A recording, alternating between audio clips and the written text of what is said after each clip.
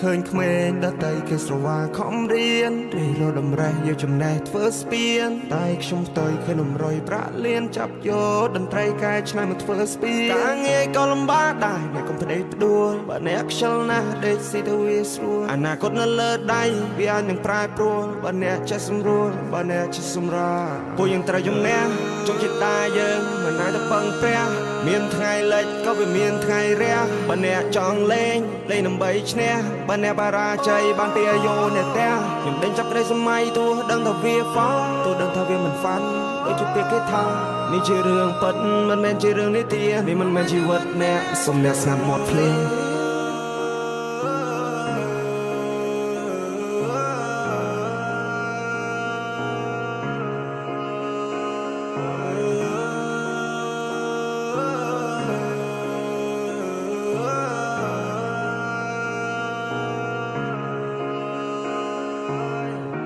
ទីកន្លែងដែលมันធ្លាប់មកត្រូវផ្ដើមសារថ្មីក៏មិនຕົកសោកអស់មហិច្ឆតាតាំងពីផ្ទះមកសច្ចាខ្លួនអញបានដួលក្រោកចិត្តធំចេញក្រៅទាំងនៅមេឃក្តៅចង់ដើរផ្សងព្រេងក៏មកជីវិតបោកបៀមទុកយ៉ាងណាក៏នៅតែទ្រាំព្រោះចិត្តចង់រកលុយតាំងពីក្មេងទឹកភ្នែកស្រកចោះអាណិតខ្លួនឯង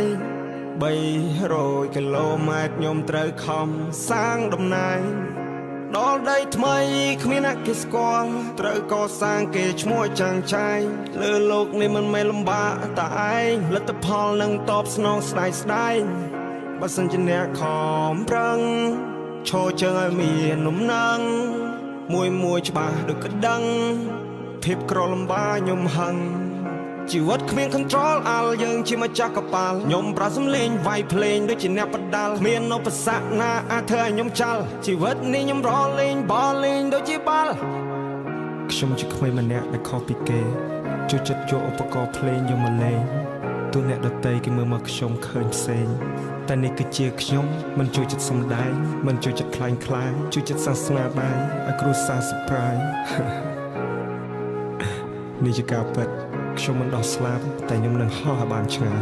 មានគេសើចមានគេយំព្រោះជីវិតខ្ញុំទុកនៅលើដៃរបស់ខ្ញុំជាអ្នកអ៊ំជើងរបស់ខ្ញុំចង់ដើរស្រេចតែខ្ញុំគ្រួសារគ្មានលុយដុំតែខ្ញុំអ្នកបង្កើតលុយដោយខ្លួនឯងម៉ាក់ប៉ាខ្ញុំបង្រៀនកូនឲ្យប្រឹងប្រែងជីវិតខ្លួនឯងកុំពឹងលើអ្នកដទៃប្រយ័ត្នណាពាក្យសម្ដីនិយាយច្រើនវាគ្មានន័យ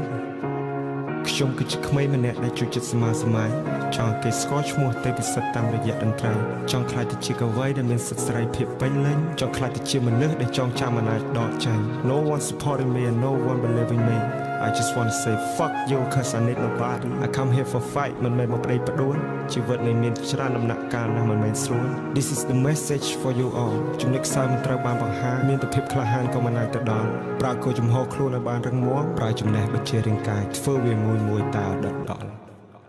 ឬអ្នកគិតថាខ្ញុំមិនអនាគតខ្ញុំជាអ្នកសម្រាប់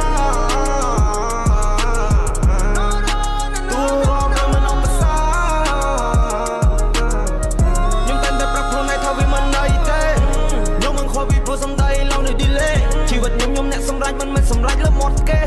ហៅខ្ញុំមកក្មេងលេខ1ណាបតខ្ញុំអត់ថប់ឃើញទេ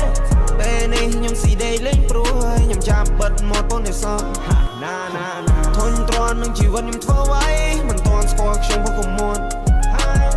សន្មត់ក៏របៀបសំដីគ្រប់យ៉ាងដែលអ្នកឃើញសិតតែខ្ញុំកំណត់គេហៅខ្ញុំមកក្មេងលេខ1ណាបតខ្ញុំអត់ថប់ពេលនេះខ្ញុំស៊ីដេកលេងព្រួយខ្ញុំចាប់បិទមាត់ប៉ុននេះសោះធុញទ្រាន់នឹងជីវិតខ្ញុំធ្វើអ្វីមិនទាន់ស្គាល់ខ្ញុំពុកកុំមួនសន្មត់ក៏របៀបសំដីគ្រប់យ៉ាងដែលអ្នកឃើញសិតតែខ្ញុំកំណត់